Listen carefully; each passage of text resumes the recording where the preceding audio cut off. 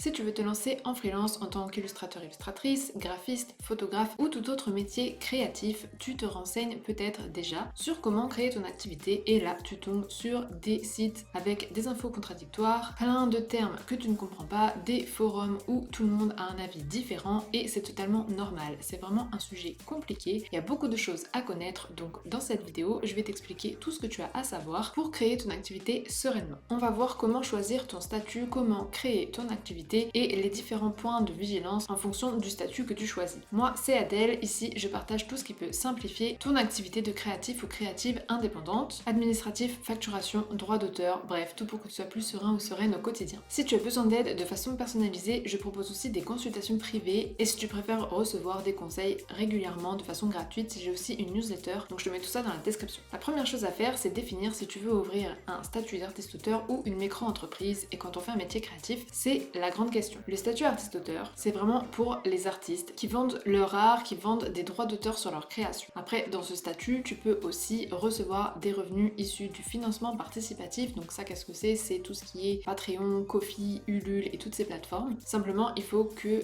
ce que tu fournis en contrepartie soit de nature artistique. Dans ce statut, tu as aussi la vente de reproductions sous certaines conditions quand même. Je te recommande notamment de ne vendre que des reproductions de type tirage et de ne pas faire des reproductions sur des objets. Si tu fais des illustrations de la photo, je te recommanderais le statut artiste-auteur plutôt pour des reproductions de type voilà, tirage, print, marque-page, carte postale à la limite, mais tout ce qui va être t-shirt, les tasses, les calendriers, tout ça, on le verra après, mais je te recommanderais plutôt la micro-entreprise pour ça. Dans le statut artiste-auteur, tu as aussi ce qu'on appelle des activités accessoires. Donc qu'est-ce qu'il y a là-dedans? Il y a la possibilité de donner des cours, des ateliers, des conférences. La seule chose, c'est que c'est plafonné par an. Tu as un plafond de environ 14 000 € par an, en tout cas à l'heure où je parle, ça évolue toujours un petit peu, mais c'est à savoir, c'est que ce type de revenu c'est plafonné. Ensuite, tu as la micro-entreprise qui est un statut beaucoup plus large puisque tu peux faire quasiment tout ce que tu veux avec la micro-entreprise.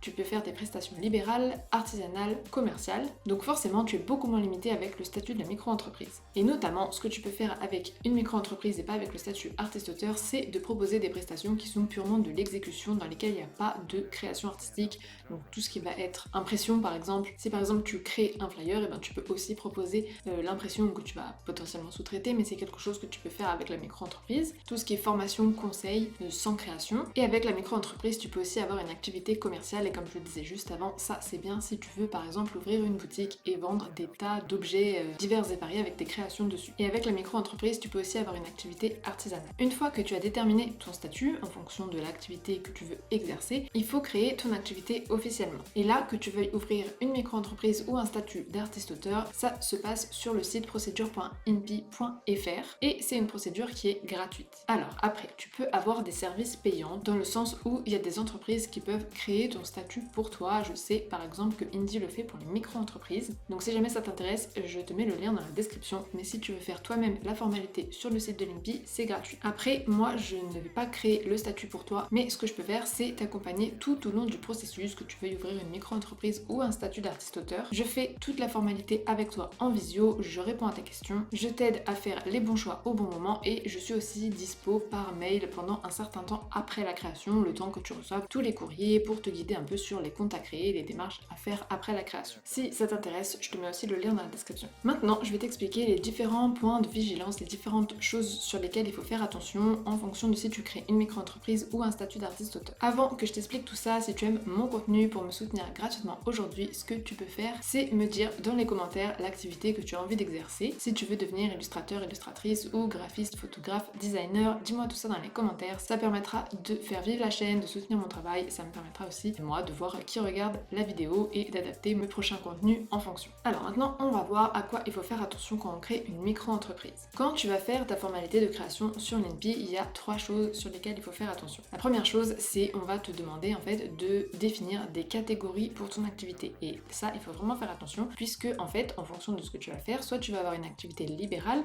artisanale ou commerciale et il faut vraiment indiquer la bonne chose en fonction de ton activité puisque ça va changer beaucoup de choses en fait. Si tu te trompes, tu vas avoir des cotisations sociales différentes. Au niveau des impôts, c'est pareil, tu vas pas être imposé de la même façon en fonction de si tu as une activité libérale ou commerciale ou artisanale. Donc ça, c'est la première chose à bien faire attention. Si tu crées une activité de prestation de service, une activité libérale, il faut pas créer une activité commerciale ou artisanale sur le site. Deuxième chose, c'est la période périodicité de déclaration. Donc en fait, tu as la possibilité de déclarer ton chiffre d'affaires et payer tes cotisations sociales soit tous les mois ou soit tous les 3 mois. Donc là, tu as complètement le choix, tu fais comme tu veux. Moi, je te recommande dans la grande majorité des cas de choisir la périodicité mensuelle, c'est-à-dire que tu vas déclarer ton chiffre d'affaires tous les mois et tu vas payer tes cotisations sociales tous les mois. Je te recommanderais plutôt ça parce que si par exemple tu touches le chômage, eh bien tu as aussi une déclaration à faire tous les mois. Donc c'est beaucoup plus pratique de faire ta déclaration à l'URSSAF après ta déclaration France Travail. Alors que si tu fais ta déclaration France Travail alors que tu n'as pas déclaré ton chiffre d'affaires, c'est plus compliqué par rapport à ça. Et même si tu ne touches pas le chômage, le fait d'avoir ta déclaration tous les mois, c'est beaucoup plus simple pour plein de raisons. Tu risques pas d'oublier de faire ta déclaration, tu risques pas de prendre trop d'argent dans ta trésorerie alors que tu n'as pas encore payé tes cotisations sociales puisque tu les payes que tous les 3 mois.